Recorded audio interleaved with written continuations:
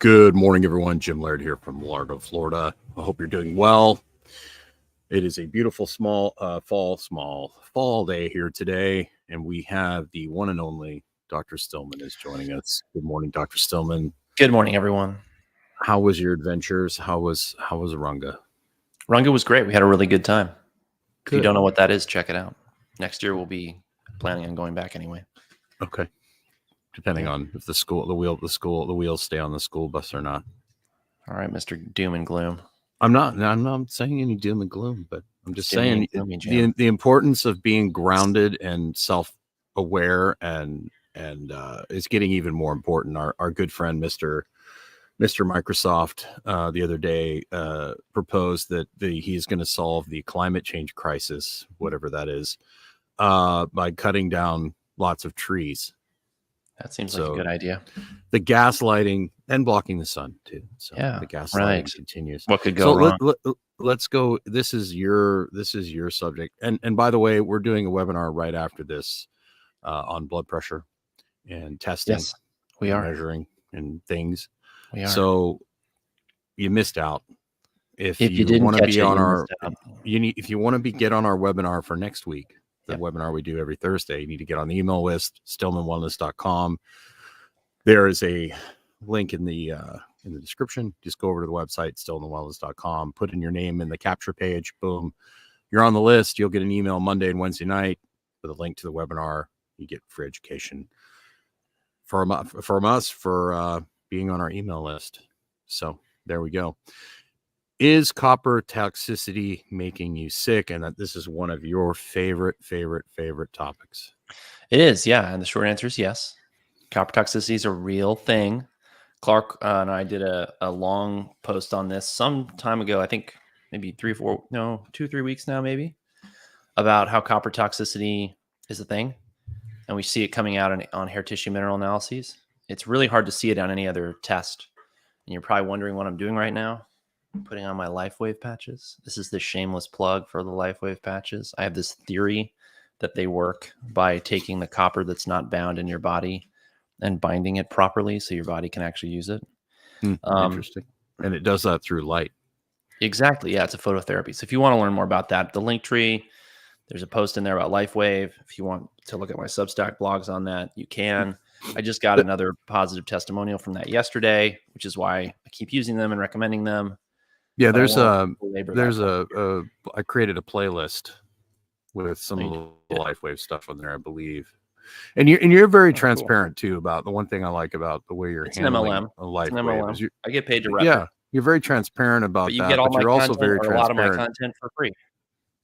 Yeah. Well, you're also very transparent about how many people get results from it and how many people are like, this really works and this is okay. And then there's some people that it just doesn't work for them. That's just the way it is. Yeah. 50% of people report a significant positive result, which is pretty of those, I would say 15, 25. I haven't really done the math. Report an over the top, unbelievable, never going to go without them again type of result, which is really good. So, yeah. So anyway, what kind of things lead? So what is copper toxicity and what kind of things lead to it? So copper toxicity is this idea that the body has accumulated too much copper and that the body can't utilize it. And you have to understand the sort of genesis of this problem is the fact that the body isn't perfect. I mean, you're all painfully familiar with this, I'm sure. And one of the things that's not perfect about the body is its ability to differentiate metals. So metals all kind of look the same to your body's transporting system.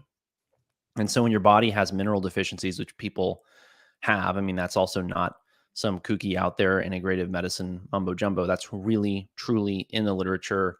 Many, many people have suboptimal levels of minerals on testing.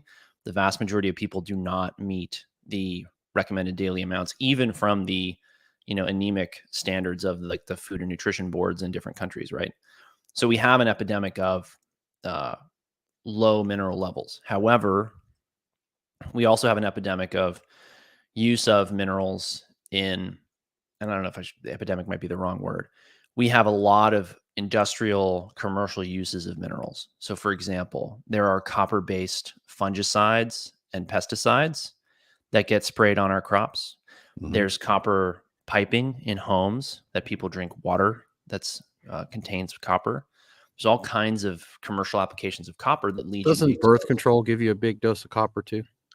It doesn't directly, but this is Okay. the other thing, is that hormones affect how your body handles minerals. Right. So copper and estrogen are very closely linked.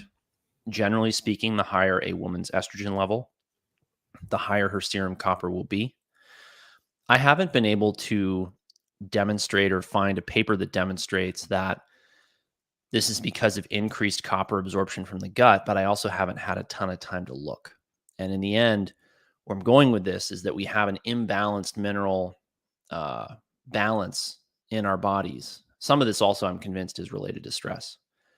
And so people end up with way too much copper, and they can end up with way too much of other trace elements like manganese, and certainly the toxic elements like lead, mercury, arsenic, aluminum. And they don't have enough of things like zinc, magnesium, calcium. Well, and a lot of Sodium, this comes potassium. from them not getting a balanced micronutrient mineral balance in their diet that would have happened naturally, in the past, right? With a varied diet, Yes. with much better soil, with much better food. Now we're Yes. getting, this imbalance, which the body is like tries to just do the best it can to survive. Right. That's basically exactly right. So the body is doing its best, but people wind up with these high levels of copper in the tissues. And I don't say that lightly because it's hard to demonstrate. Not a lot of people do biopsy studies for obvious reasons. But what we see when we start to balance someone's minerals is frequently they'll start to push out massive amounts of copper. I saw one in a young lady this week, in fact, where she was pushing out, 10 or 12 times the amount of copper in her hair that's normal and that we typically see in someone. And frequently, when people start to eliminate copper on these hair tissue mineral analyses in significant quantities, they feel much, much better. So that's something that I pay close attention to in the practice, because it's important. And that's where the hair tissue mineral analysis comes in and is very, very useful. Would you say And the that's hair why tissue mineral analysis is more of a baseline to see where people are at, and then when you start messing around to see what they're actually pushing out? Is that pretty much 100%. Yeah, I hate to do a okay? single HTMA. I don't begrudge anyone choosing to only do Right, one HTMA, but you really should stick with it for 3 to 4 iterations, which is why we have right, annual plans. I really prefer to work with somebody for at least a year right. Because because there's so much to do. a lot of times you won't see anything extraordinary until you start getting people healthier, and then all of a Right. sudden you start seeing like, oh wow, they have a crap ton of aluminum coming out of their system. Somebody like me Exactly. who's drank a lot of energy drinks and soda and diet sodas over the years, right? Oh my gosh. The energy drink. Whew, aluminum levels. Boy, they're impressive. Yeah, and you wouldn't get that kind of aluminum in nature, No, there's 50, almost 100, no 100 aluminum in the years. human diet in nature. Right. That should be The- a clue for those of you right. thinking that aluminum is harmless, between right? between deodorant and energy drinks, we're getting bombasted with aluminum. Bombasted. We're getting bombasted. Bombasted. Bombarded. Bombasted. Bombasted, bombarded. That's Jim's TBI acting up. That's just Jim's brain. One hamster that's just running as hard as it can. Hard as it can. Yeah, the hamster's going hard. So yeah, copper toxicity. Who do I look for this in? Women, because of the effects of estrogen. Men less so, but still, particularly in our modern endocrine disrupted environment, very concerning. Yeah. And not surprising at all to see. The older you are, the more hormonal birth control a woman's been on, the more she's had, say, a copper IUD. What else? The less zinc. The thing I actually worry more about is zinc for as far as a clue for copper toxicity, because when you look at the zinc and copper balance one another. But what's happened in our modern world is that we get way too much copper and not nearly enough zinc. And so that's part of why people today are noticing that they feel so much better on these carnivore keto Yeah. diets. Well, I was about to say the war on red meat, Yes. Oh my and gosh. when we get Yeah. ladies that, whenever I hear, well, I don't really like eating red meat. It's, I Yeah. tried to not eat red meat. And I'm just like, oh, girl. That's not going to end well for you. Yeah, red meat is in many respects, it's the antidote to stress. It is the thing that will help you compensate for stress most. And I don't think people have any concept of just how much stress they are truly under. Right. And we talk about this a lot in the practice because, what we do is pretty stressful. Taking care of people who are calling us kind of at the end of their rope, often have seen multiple practitioners, don't know what to do next. Everything's expensive. Life is getting more expensive. People are really challenged to manage their health in our modern world. And so the stress that we're under, we notice it. And we talk about how do we mitigate that? How do we deal with that? How do we cope with that internally? Because we can't get overextended and take on too many patients or take on too many clients. It's part of why we recently increased the price of our Fundamentals of Wellness coaching program. It's why when Clark and I roll out our hair tissue mineral analysis coaching program, which if you want to join up, we're enrolling again. It's part of why we control how many people come in and why we're raising prices as people come in so we can continue to give them a great quality of experience. It's because we don't want to get overextended and we don't want to get under too much stress ourselves. Or underserve people, right? Yes. And that's the thing. We've talked about this before. I think the emotional, psychological stress is much harder on the human organism than the actual physical stress, because our bodies are built to handle especially enormous amounts of low-level manual labor. Right. But we're not, wired for this chronic, as Dr. Sapolsky points out in his book, Why Zebras Don't Get Ulcers. We're not meant for this chronic, constant, scrolling stress, traffic stress, this modern life stress, right? We're just not equipped for that. That's exactly right. That's exactly right. So if you're watching, just give us a like. I know somebody just liked it. Thank you so much. We obviously don't get pushed out on the algorithm very much. And we get punished. We get because punished. we say things like, you should eat more red meat. You should eat raw red meat. You should take care and ownership of your health. You should. You should Blocking take care of the yourself. sun with chemicals is a bad idea. Yes. Yes. Everything they're telling you to do is the opposite of what you need to do. And send this to someone who needs it. Somebody who didn't get the message in the last 3 or 4 years that, maybe the people in charge are psychopaths and narcissists. And if they're still wearing a mask, just don't even bother, because it's not gonna matter anyways. If they're still wearing a face, hold out hope for them. Hold out hope. If they're still wearing a face diaper, listen, man, they could smile. They could come around. You don't know. When I still see people. I saw this poor lady last night in the store wearing a mask, and I was just like, "Oh, sweetheart, I feel so bad for you." I just said a little prayer for her. I said, "Dear Lord, just give her comfort in her delusion." It's okay. It's okay. All right. So that's why I look for copper toxicity in. And so the more meat someone's eating, in some respects, likely there's going to be less and less copper toxicity, that is, and you're going to cope with it better.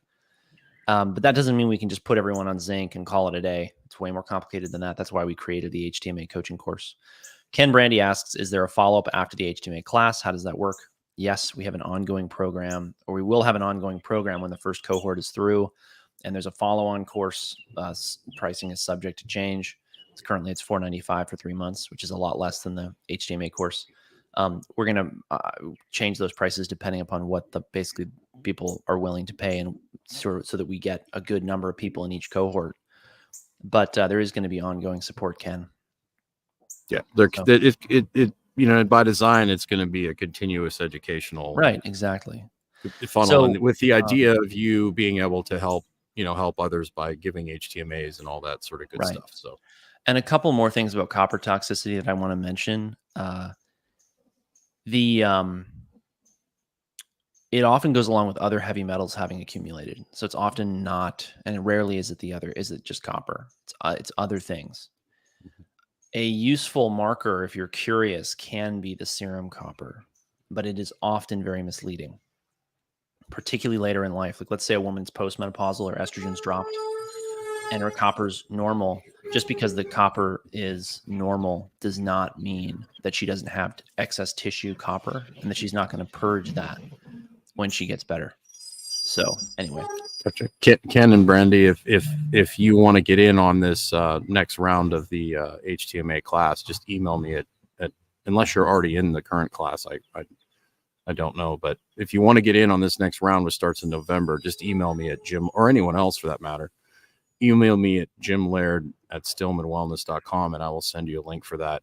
Yep. We've still got a few spots left. We haven't opened it up to the general public yet. We've just sent it out to the people that are on the wait list. We have a couple spots left. So if you want to get in on that, so you can get into the continuing education as soon as possible, just email me and I'll take care of that for you. On that note, got to get on with our day. Thanks for watching, everyone. Get on the email list so you can get in on our free weekly webinars. StillmanWellness.com. StillmanWellness.com. You guys have yourself a fantastic day. Go check out Dr. Stillman's Twitter. We got all sorts of good stuff going on over there. Have yourself a great day. What is today? Is today Thursday? Thursday. Today's Thursday. So it's not, I was going to say have a good weekend, but it's not Friday yet. So Have yourself a great day. Get yourself outside. Take care, everyone.